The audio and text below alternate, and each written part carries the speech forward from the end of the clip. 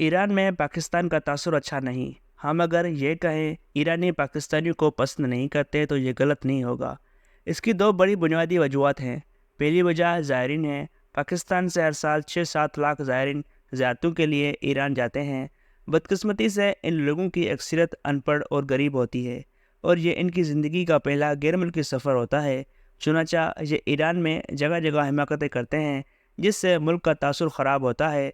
ज़ायरीन को ईरान ले जाने वाले वेंडर भी अच्छे लोग नहीं हैं।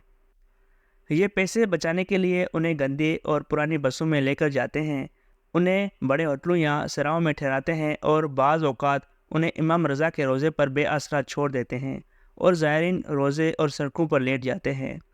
खाना भी मांग कर खाते हैं और फेरीबाजी भी करते हैं। चुनांचा पाकिस्तानी मशहद में मस्किन कहलाते हैं। ईरान में ये दावा आम है, आपको सड़क पर अगर कोई मफलूक हाल या गंदा शख्स नज़र आए तो वो लाजमन पाकिस्तानी होगा। दूसरा, कोयटा से ताफ्तान बॉर्डर तक सड़क वीरान है और इसके दाएं बाएं कोई रेस्ट एरिया नहीं। सरहद पर भी कोई हाल होटल या रेस्टोरेंट नहीं है। ज़ायरीन खुले आसमान तले पड़े रहते हैं और इसी बुरी हालत में ईरान में दाखिल हो जाते हैं, जबकि दूसरी तरफ ईरान में बाकायदा immigration halls, rest areas, hotels और रेस्टोरेंट हैं और ज़ायदान एक मुकम्मल और जदीद शहर है। वहाँ से रेल, बसें और फ़्लाइट्स चलती हैं। ये फ़र्क भी पाकिस्तान का इमेज ख़राब कर रहा है। और आखिरी वजह अमेरिकी ब्लॉक है। ईरान 45 साल से अमेरिका को दुश्मन समझ रहा है, जबकि हम अमेरिका के दोस्त हैं। इस वजह से भी ईरानी हमें पसंद नहीं करते। हमें फौरी तौर पर ज़ायरीन पर तवज्जो देनी होगी। हुकूमत रज़ा फाउंडेशन के साथ मिलकर कोयटा से ज़ायदान तक ज़ायरीन की ट्रेन चला सकती है। रज़ा फाउंडेशन ट्रेन बना और चला कर देने के लिए तैयार है। दूसरा, हम ईरान के साथ मिलकर ज़ायरीन के लिए जदीद बस सर्विस भी चला सकते हैं और कोयटा ताफ्तान रोड पर रेस्ट एरियाज़ भी बना सकते हैं और ज़ायरीन की ट्रेनिंग का बंदोबस्त भी कर सकते हैं। हुकूमत ज़ायरीन को ले जाने वाले लोगों और कंपनियों को भी रजिस्टर करके इनकी ट्रेनिंग करे। आखिरी इसमें क्या हर्ज है? हम ईरान के बारे में मुखालतों का शिकार भी हैं। हम इसे गैर तरक्की याफ्ता और गरीब मुल्क समझते हैं, जबकि ईरान इसके बिल्कुल बरक्स इंतहाई मॉडर्न और यूरोप का हम पला मुल्क है। पूरा मुल्क रोड नेटवर्क्स, रेलवे और फ्लाइट्स कनेक्शन से जुड़ा हुआ है। ईरान में 13 एयरलाइंस और 350 एयरपोर्ट्स हैं। सड़कों के किनारे तजावुज़ात और गंद भी नज़र नहीं आता। बेकारी भी दिखाई नहीं देते। लॉ एंड आर्डर भी मिसाली है। ख़वातीन सारी सारी रात बाहर फिरती रहती हैं और किसी को इनकी तरफ देखने की ज़रूरत नहीं होती। ट्रेनें बहुत अच्छी और साफ़ सुथरी हैं। इक़्तिसादी पाबंदी की वजह से ये लोग सुई से लेकर ट्रक तक खुद बना रहे हैं। हर शहर में 20 मॉल्स हैं और इनमें 90% मसनूआत ईरान मेड हैं और ये क्वालिटी में यूरोप से बढ़कर है। ईरानियों ने पहाड़ों के अंदर टनल्स बनाकर सड़कें और रेलवे लाइन्स चला दी हैं। हम सिर्फ लोअर टनल की तमीराती मौजूदा करा दे रहे हैं, जबकि ईरान में इस किस्म के सैकड़ों टनल्स हैं। शहर बड़े, जदीद और साफ़ सुथरे हैं। किसी जगह कचरा दिखाई नहीं देता। म्यूनसिपल कमेटियाँ, ये इन्हें फ़ारसी में शहरदारी कहते हैं, रात के वक्त सड़कें और गलियाँ धोते हैं। आपको किसी चेहरे पर मिस्कीनी, बेजारी और गुर्बत नज़र नहीं आती। ईरानी खूबसूरत और साफ़ सुथरे लिबास पहनते हैं। आम छोटे वर्कर्स भी साफ दिखाई देते हैं। ख़वातीन में सफाई और सलीका दोनों है। तेहरान में नाक सीधी और खूबसूरत बनाने का खपत है। चुनांचा जगह जगह नाक की सर्जरी की क्लिनिक हैं। इस मुनासिबत से तेहरान को नोज़ कैपिटल कहा जाता है। ख़वातीन बहुत तगड़ी हैं। घर में कौन मेहमान आएगा ये फ़ैसला औरतें करती हैं। ये बाज़ारों और दफ्तरों में भी काम करती हैं। लड़के शादी करके बीवी के साथ चले जाते हैं, जबकि लड़कियां शादी के बाद भी वालिदिन के साथ राब्ते में रहती हैं। चुनांचा लोग बेटों के मुकाबले में बेटियों से ज़्यादा प्यार करते हैं।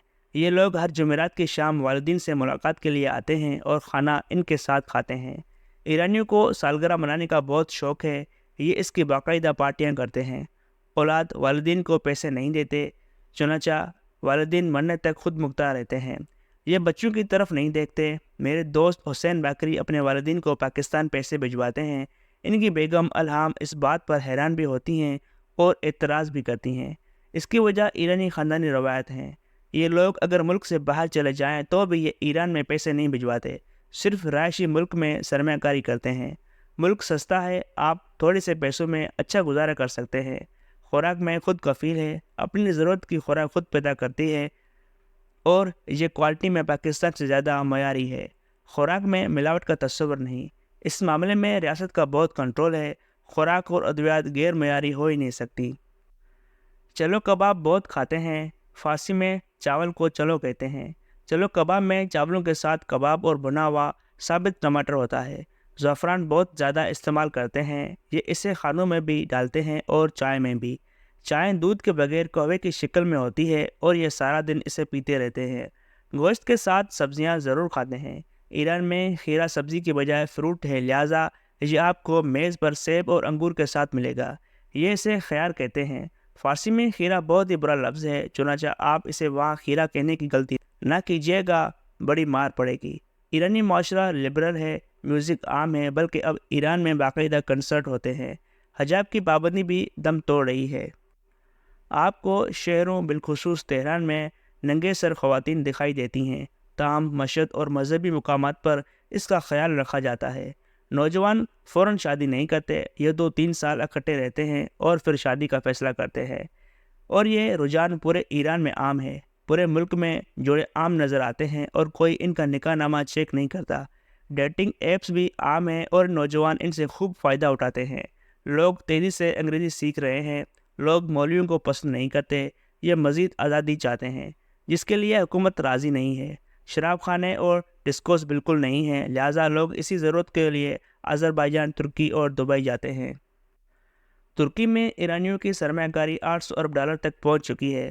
آپ کو یہ اعداد و شمار مبالغہ محسوس ہوں گے، لیکن ایرانی حکومت کا دعویٰ یہی ہے۔ آپ اگر ترکی جائیں تو آپ کو یقین بھی آ جائے گا، آپ کو وہاں ایران سے زیادہ ایرانی ملیں گے۔ عوام اپنے ملک سے بے انتہا محبت کرتے ہیں۔ ایک دوسرے ملکوں کی شہرت لینے کے بعد دوبارہ ایران آ جاتے ہیں۔ لوگ امارات کی خاص حد تک ٹچ کرنے کے بعد درویش ہو جاتے ہیں۔ یہ چھوٹے گھروں، چھوٹی گاڑیوں اور کم سے کم کپڑوں پر چلے جاتے ہیں۔ سیر و تفریح کے بہت شوقین ہیں۔ نوروز کے 15 دنوں میں پورا ملک ایک سے دوسرے شہر چلا جاتا ہے، چنانچہ ہوٹل اور گیسٹ ہاؤس میں جگہ نہیں ملتی۔ اہل تشیع سفر کے دوران روزہ نہیں رکھتے، لہٰذا نوجوان رمضان میں سفر شروع کر دیتے ہیں۔ یہ اپنے شہر سے دوسرے شہر چلے جاتے ہیں۔ مجھے ہوٹلوں میں سینکڑوں ایسے جوڑے ملے جو رمضان میں نارمل زندگی گزار رہے تھے۔ ہوٹلوں میں ناشتہ، لنچ اور ڈنر چلتا رہتا ہے اور رمضان کی زیادہ پابندی نہیں ہوتی۔ یہ کوکا کولا کو نوشابہ کہتے ہیں۔ کوکا کولا نوشابہ سیاہ اور فینٹا نوشابہ زرد کہلاتا ہے۔ کوکا کولا نے ایران میں خوشگوار کے نام سے لسی کی کین بھی متعارف کرا دیے ہیں۔ میں نے کین میں لسی صرف ایران میں دیکھی۔ بجلی، پیٹرول اور گیس بہت سستی ہے۔ تہران میں 150 خاندانوں پر مشتمل ایک شیرازی فیملی رہتی ہے۔ یہ لوگ پاکستانی ہیں، لیکن نسلوں سے ایران میں رہ رہے ہیں۔ انہیں کے کاروبار پر ان کی مکمل اجارہ داری ہے۔ آپ کو ایران میں جہاں بھی سڑکوں پر کوئی شخص اینک بیچتا نظر آئے تو وہ شیرازی ہوگا اور پاکستانی ہوگا۔ آپ آنکھیں بند کر کے اس کے ساتھ اردو بولیں، وہ آپ کو اردو میں جواب دے گا۔ یہ لوگ غیر قانونی ہیں اور ان کے پاس پاکستان اور ایران دونوں ملکوں کی کاغذات نہیں ہیں۔ مرد گھروں میں عورتوں کے ساتھ کام کرتے ہیں۔ ان کا صدر بھی گھر پر پلیٹس دھوتا ہے۔ گھروں میں صفائی اور کچن کے لیے ملازم نہیں رکھتے۔ ارب پتی بھی کھانا خود بناتے ہیں اور گھر کی صفائی خود کرتے ہیں۔ امام خمینی بھی اپنی بیگم کے مہمانوں کو خود چائے بنا کر دیتے تھے۔ ریستوران بہت اچھے اور پورے ملک میں ہیں اور لوگ وہاں کھانا پسند کرتے ہیں۔ کرنسی بہت کم زور ہے۔ $1 میں 6 لاکھ ریال آتے ہیں، لیکن اس کے باوجود لوگ خوشحال اور مطمئن ہیں۔ ایرانی حکومت خریداری کو مشینوں پر لے گئی ہے۔ مجھے 10 دنوں میں کسی جگہ نوٹ نظر نہیں آیا۔ اسٹریٹ سنگر اور ویٹرز بھی مشین کے ذریعے ٹپ لیتے ہیں۔ ٹیکسیوں میں بھی مشینیں لگی ہیں یا پھر آن لائن پیمنٹ ہوتی ہے۔ تہران میں 1000 سے زائد اپارٹمنٹس کی عمارتیں ہیں۔